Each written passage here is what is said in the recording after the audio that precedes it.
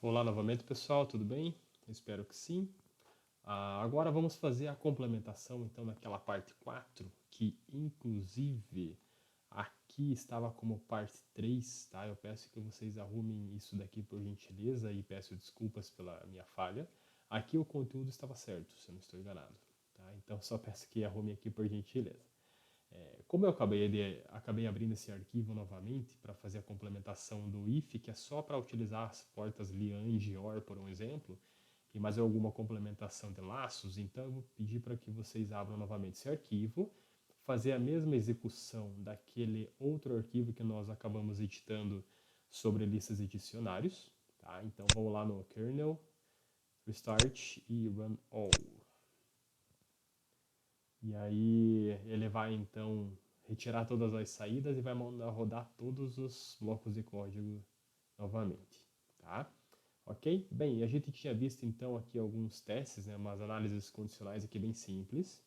Aí nós acabamos utilizando aqui o if, né, uma formatação condicional para verificar se A era diferente de B, se o tipo da variável A era diferente do tipo da variável B e qual que era o retorno que tinha depois disso daí, utilizando o else também, caso contrário, né?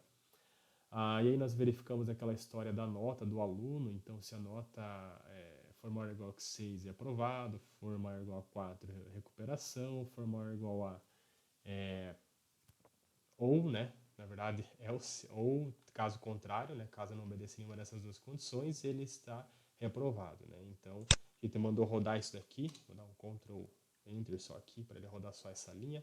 Então está reprovado. Então, por um exemplo, se eu pegasse aqui e colocasse 4.5, Ctrl Enter, modifiquei minha variável nota, mandei rodar essa linha aqui. Se mandar rodar isso aqui novamente, vai falar que está em recuperação. Se eu colocar aqui, por um exemplo, 9, o que vai acontecer? Ctrl Enter, rodei isso daqui, minha nota agora recebeu o valor 9. Se eu mandar rodar isso daqui, ele vai dizer que está aprovado. Tá legal, pessoal?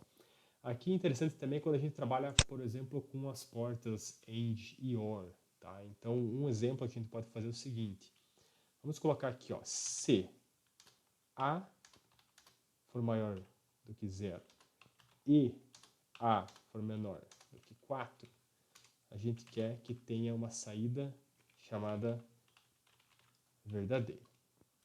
E aí, caso contrário, eu quero que ele imprima falso. Tá? A gente sabe que o valor de A é 4, certo? O que vai acontecer aqui? Ele é maior do que 0? Sim, né? Mas ele não é menor do que 4. Ele é igual a 4. Tá? Então aqui se fosse menor ou igual a 4, tudo bem. Né? Então o que acontece? Se eu mandar rodar aqui Alt Enter, o que ele vai aparecer? É falso. Por quê? Ele tem que atender essas duas condições. Então quando a gente coloca a porta AND aqui, né? Ele tem que atender essas duas condições. Agora, eu posso fazer com que ele analise duas condições e se ele atender ao menos uma dessas condições, você consiga imprimir o verdadeiro. Então, por um exemplo, if A maior do que 0 or A menor do que 4, tá? Então, se ele for maior do que 0 ou maior do que 4, ou menor do que 4, perdão, eu quero que ele imprima verdadeiro. Tá? E aí, caso contrário, caso isso não seja obedecido, quero que tenha um print falso, certo? Se eu mandar rodar isso aqui, um Ctrl Enter, o que ele vai aparecer? Verdadeiro, porque ele cumpriu ao menos uma dessas condições. Tudo bem, pessoal? Então, acho que isso aqui era só uma complementação do if, tá? Que eu fiquei devendo para vocês. Do laço fora aqui, nós vimos que a gente pode criar um intervalo chamado range, né, que vai de um número mínimo até um número máximo. Tá? Ele inclui o número mínimo na contagem, mas ele não inclui esse máximo nesse intervalo aí. Então a gente verificou aqui por esse print, né, que nós fizemos aqui do valor que o i assume enquanto está iterando nesse intervalo aqui. 0, 1, 2, 3, 4. Tá? Ele não assume o 5. A gente viu que isso daqui não é necessariamente i, você pode utilizar qualquer coisa aqui, né, na verdade. Então, por um exemplo, se você quiser colocar aqui x, vamos supor, e aqui x, ele vai rodar a mesma coisa. Tá? Ele vai ser, você precisa só de uma variável auxiliar para assumir o valor desse intervalo aqui. Nós verificamos também que ele pode iterar numa lista. Tá? Então, o que acontece? Em vez de você criar esse intervalo, criar um step do intervalo, como a gente viu aqui, né? Ele vai iterar de 10 até 0, tirando sempre 2 unidades desse valor que o i assumiu. Então, i assumiu 10, imprimiu, voltou, tirou 2, agora é 8, quanto que vale? Então, aí vai até 2 e ele não incluiu o 0 aqui. Tá?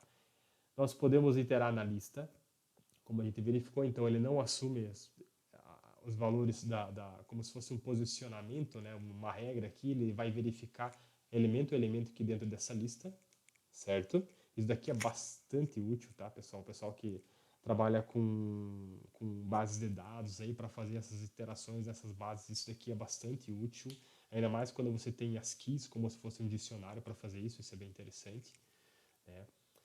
O pessoal que for trabalhar com biblioteca Pandas vai utilizar muito isso, muito mesmo. Uma outra possibilidade que nós temos, em vez de iterar numa lista, quer dizer, iterando numa lista, né, em vez de retornar só o valor que nós temos no elemento, a gente pode retornar qual que é a posição daquele elemento. Como é que a gente basicamente faz isso? A gente pode utilizar uma abordagem chamada enumerate. Tá? Então, só que daí o que acontece? Como a gente quer imprimir tanto a posição como também o elemento, né, que nós temos na lista, então nós precisamos de duas variáveis. Tá? Então a gente vai chamar, por exemplo, vamos supor k e i in. Daí nós temos que chamar enumerate, tá? Lista.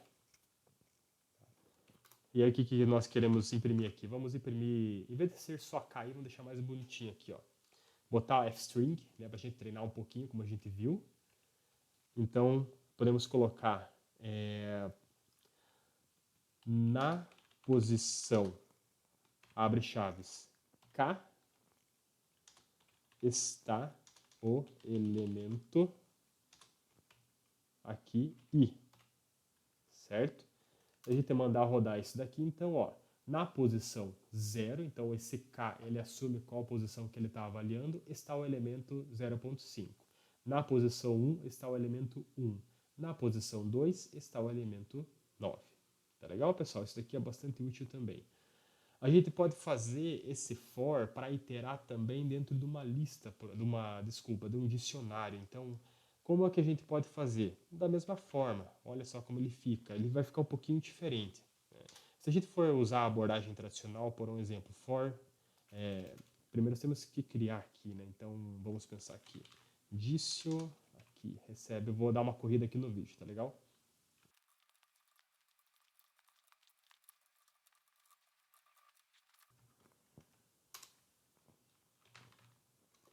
Então tá lá, pessoal. Nós temos aqui então um dicionário, né, com as keys altura, idade e nomes. E nós temos também os elementos referentes a esse dicionário aqui para cada uma dessas keys. Então, altura, nós temos esse elemento aqui que é uma lista. Idade, também temos esse elemento que é uma lista. E aqui nomes, esses 3 nomes que também é uma lista. Então, por um exemplo, olha só, se a gente for fazer for i indício diretamente e mandar imprimir o i, olha só o que acontece. Ele vai imprimir as keys, tá? Ele vai imprimir altura, idade e nomes. Uma forma de a gente fazer ele imprimir elemento, nós temos que trabalhar com o acesso, tá? Então, por um exemplo, for i indício, então eu estou iterando dentro do meu dicionário. Em vez de eu mandar imprimir o i, eu posso mandar ele imprimir o seguinte. Eu vou acessar esse meu dicionário novamente e mandar ele imprimir o elemento que está na chave i. Vocês viram que esse i, imprimindo dessa forma, ele vai assumir as chaves. Mas o que eu quero fazer então? Então eu vou imprimir os elementos acessando o dicionário, utilizando a chave i, certo? Então olha lá, agora sim eu consigo imprimir esses elementos aqui. Tá legal, pessoal? Então ele é um pouco diferente. Uma coisa mais fácil para vocês analisarem, que eu acho que vocês lembram um pouquinho sobre quais métodos, quais funções que nós temos para o dicionário, a gente pode utilizar também, olha só. for k e indício, a gente utilizou o enumerate aqui em cima, correto? O enumerate faz o quê? Ele trabalha com o elemento, com a posição, né, o elemento i e com a posição k. A gente pode fazer a mesma coisa, só que esse enumerate não é para trabalhar com dicionário, certo? Para fazer no dicionário, a gente faz o seguinte, para fazer a mesma abordagem, dicio. Qual é a função, qual é o método que ele acessa tanto as chaves como os elementos? Era o método items. Lembram disso? Então a gente pode mandar imprimir da mesma forma lá, ó. Então vou colocar aqui print fstring, tá? O elemento i, então vamos imprimir aqui, i está na posição, está na chave k, tá legal? E a hora que a gente manda imprimir isso daqui, ó, o elemento, aquele dicionário, está na chave altura. O elemento 30, 34 e 18, que é uma lista, está na chave idade. E aí também nós temos que estar na chave nomes. Tá legal, pessoal? Então isso daqui é uma outra abordagem que vocês podem utilizar o for para iterar dentro de dicionários, tanto valores como suas keys. Tá certo? Por fim, então, vamos só ver de forma bem rápida o while, tá, pessoal? Eu, particularmente, não gosto muito, a não ser que quando vocês estão utilizando algum tipo de contador ou vocês estão, por um exemplo, fazendo alguma interação com o usuário. Então, toda vez que ele responde S de sim, para continuar dentro de algum jogo, dentro de algum questionário, de algumas tentativas ali, então ele fica fazendo sempre essa pergunta. Então, dá para você fazer alguns whiles para manter sempre num código fechado essas perguntas, essas interações. Tá? Mas fora isso, eu só uso for. Isso é uma opinião minha. Tá? Isso aqui é uma questão particular. Então vamos trabalhar aqui com x igual a zero, certo? E fazer um while aqui. Qual que é a estrutura aqui que nós podemos verificar? Qual que é a sintaxe que o while obedece? Então, x igual a zero. Enquanto x for menor do que 5, print x. Tá? Se eu mandar rodar isso aqui, vai dar um problemaço. O que é esse problemaço? Vai ficar um loop infinito. Por quê? X igual a zero. O x é menor que zero nesse momento? É menor que 5 nesse momento? Sim. O que ele vai fazer? Vai imprimir zero. Como ele não modificou o valor de zero, ele vai ficar verificando isso aqui. X sempre vai ser zero e sempre vai ser menor que 5. Então ele vai ficar imprimindo eternamente zero. Tá? Enquanto isso daqui não for obedecido, ele vai ficar imprimindo. Tá? E como não tem nenhum tipo de contador, que nenhum outro código aqui abaixo, ele vai ficar nesse loop infinito. Então a gente pode fazer o seguinte. Tá? Então depois que a gente fez o primeiro print, lá no finalzinho a gente fala que x recebe o valor de x mesmo, mais 1. Né? Então daí o que acontece quando eu faço isso? Agora sim. X é 0, ele é menor que 5? Sim. Imprimir 0, e agora o meu x recebe 0 mais 1. Então x agora é 1. 1 é menor que 5? Sim. Imprimir o valor de x, que é 1. Então x recebe 1 mais 1, que é 2. X agora é 2, é menor que 5? Sim. Imprimir valor 2. E ele faz isso até chegar no 5. Tá? Porque ele vai estar, por exemplo, imprimiu 4. X vai receber 4 mais 1, que é 5. O 5 é menor do que 5? Não. Tá? Então ele vai sair desse laço aqui. Tudo bem, pessoal? Uma outra abordagem que vocês podem estar fazendo aqui dentro é fazer, por exemplo, y igual a 10 e fazer while y maior do que menos 1. Então, eu vou iterar agora de 10 até menos 1. Tá? Até 0, na realidade. A hora que chegar a menos 1, ele vai cumprir essa condição. Então, o que vai acontecer?